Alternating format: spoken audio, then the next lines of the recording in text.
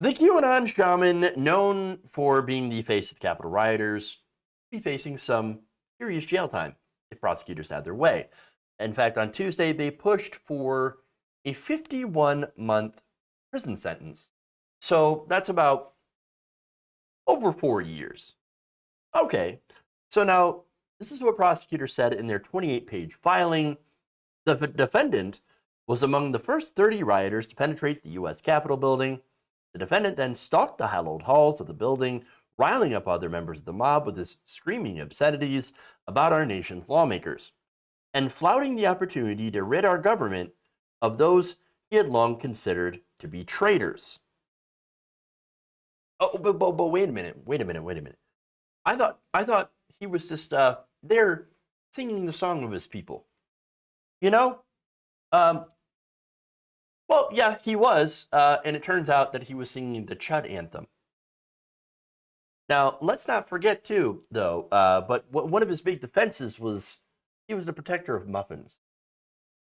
I was in the break room, and I was protecting the muffins from the other rioters, the actual violent ones, because they were going to come for the break room. Oh, right. Okay. Ridiculous defense. Ridiculous defense. So now, and by the way, Politico reports that the Justice Department's sentencing proposals for Chansley, who is not accused of assaulting law enforcement or destroying government property, so he actually didn't do anything violent, but he was urging people, egging people on, far outstrips prosecutors' 18-month recommendation for another Capitol rioter.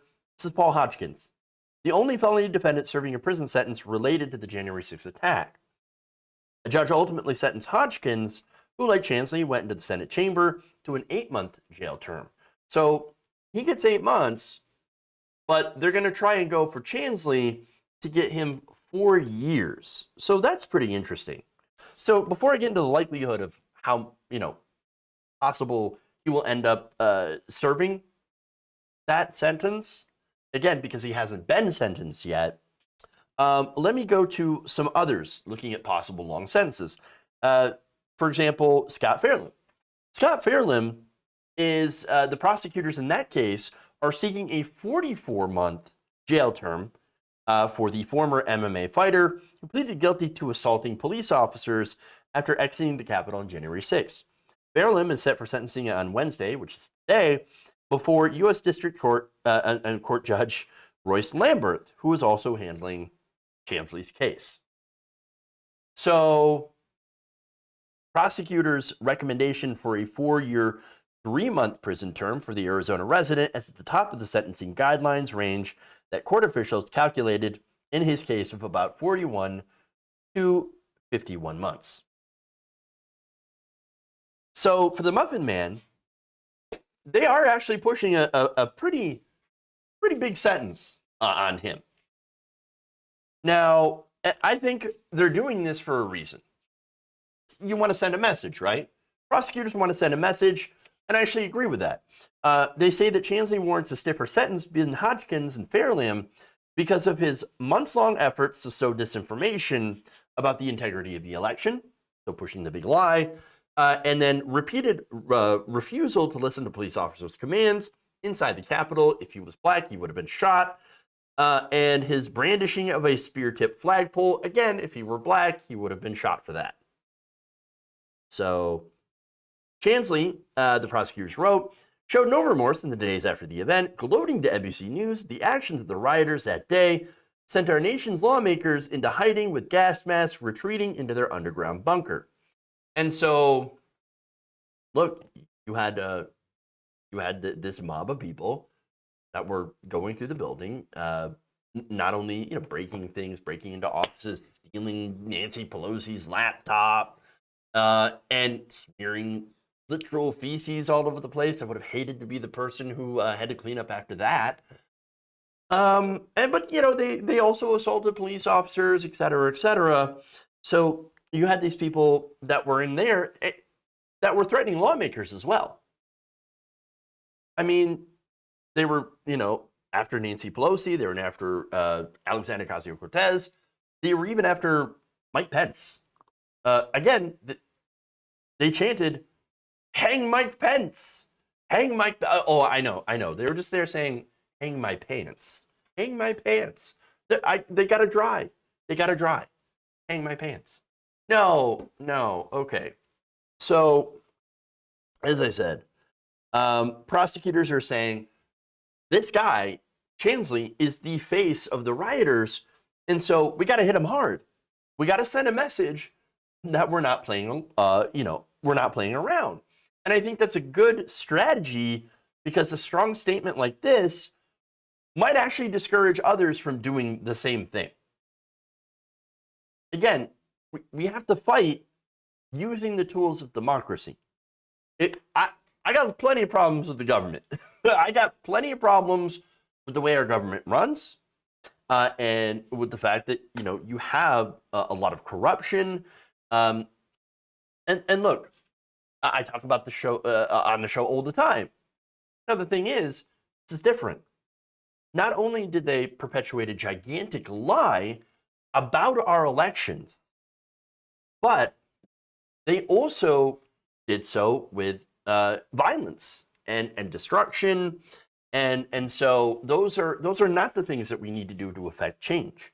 We need to fight using our democracy, voting, nonviolent civil disobedience, protests, running for office ourselves, and trying to change the system that way from outside and within, but in a peaceful manner.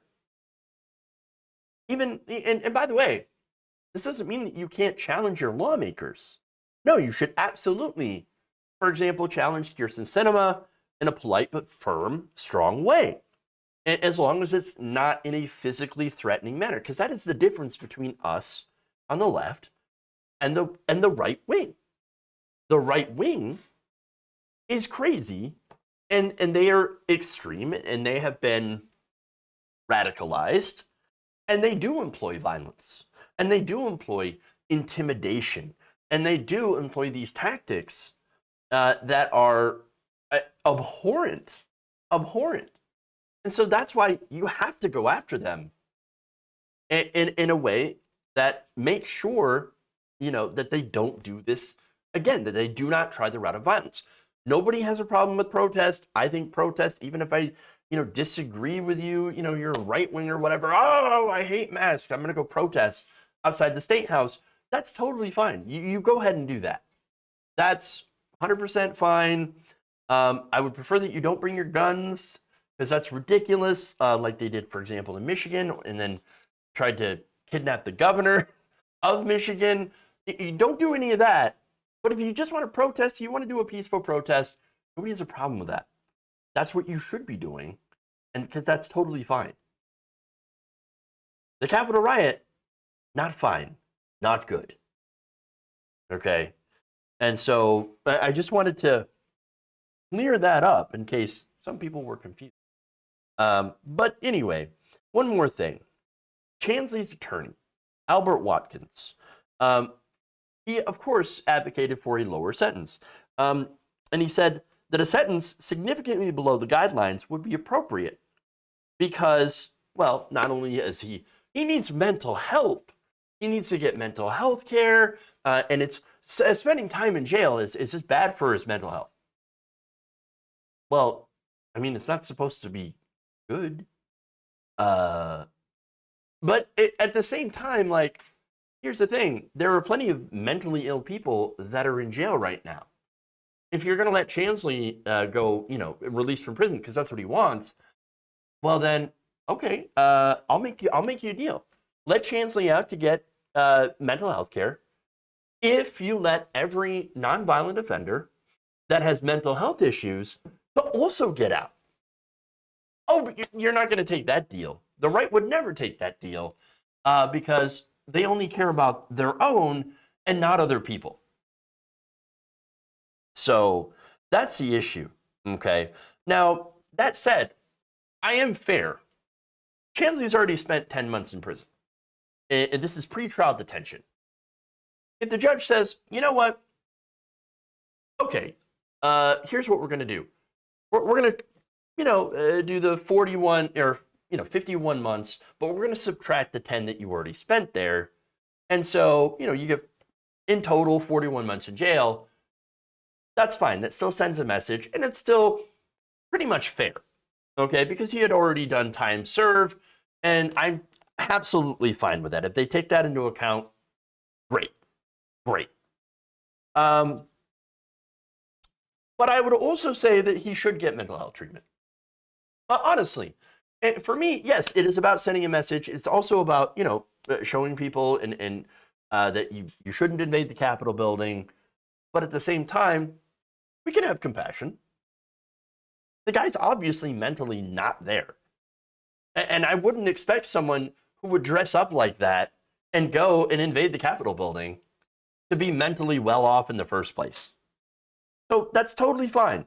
Yes, you should get mental health care while he's in jail. And guess what? Everybody should get mental health care if they need so. And then we'll see what happens.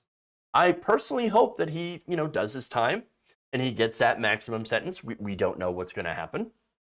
And then during that time, maybe he realizes how wrong he was, how bad Trump and the far right are, and comes out of jail as a better person. Now, that's my hope. Very likely, of course, will not happen. I'm aware of reality. I can be a hopeful person at times, too hopeful. But look, I just think maybe we could have something good happen. Who knows, right? Get the guy mental health treatment. Maybe he realizes he was wrong, and then there you go.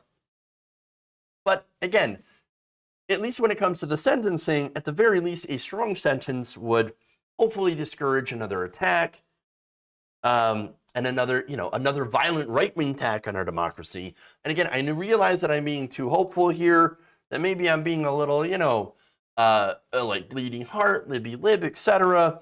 But at some point, you got to have a little bit of hope, just a little bit of hope, and hold on to it. That maybe people can be better and can realize the things that they've done wrong. If you enjoyed this video, please give us a like and share with your friends. You can subscribe and help out the channel by becoming a patron. It's patreon.com/Jeff Waldorf, or you can become a channel member as well by hitting the join button below.